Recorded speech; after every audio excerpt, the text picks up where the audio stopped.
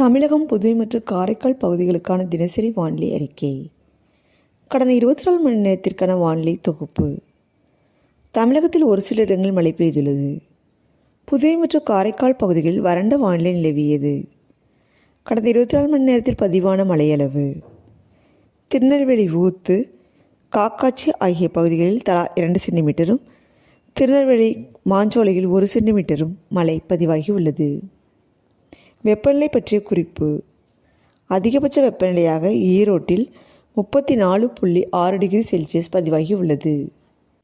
அடுத்த 7 தினங்களுக்கான வானிலை முன்னறிவிப்பு மற்றும் எச்சரிக்கை.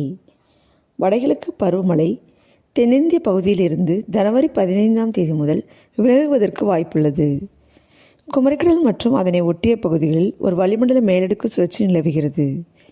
12ஆம் தேதியில் தென் தமிழகத்தில் ஒரு சில இடங்களிலும் லேசான மழை பெய்யக்கூடும். வட தமிழகம், புதுவை மற்றும் காரைக்கால் பகுதிகளில் வறண்ட வானிலை நிலவக்கூடும். தமிழகத்தில் ஒரு சில இடங்களில் அதிகாலை வேளையில் லேசான பனிமூட்டத்திற்கு வாய்ப்புள்ளது.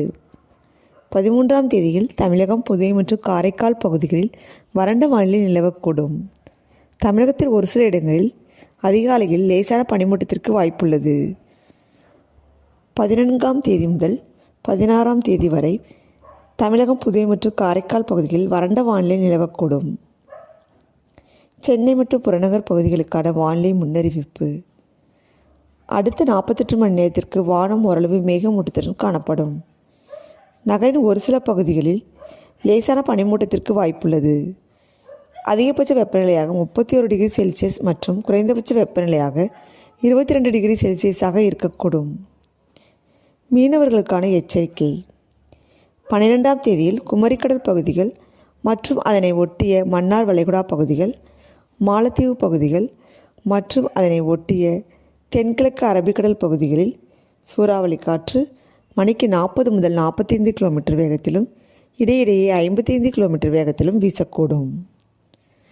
13ஆம் தேதியில் தென்மேற்கு அரபிக்கடலின் தெற்கு பகுதிகள் மற்றும் அதனை ஒட்டிய தென்கிழக்கு அரபிக்கடல் பகுதிகளில் சூறாவளி காற்று மணிக்கு 40 முதல் 45 கிலோமீட்டர் வேகத்திலும் இடையிடையே 55 கிலோமீட்டர் வேகத்திலும் வீசக்கூடும்.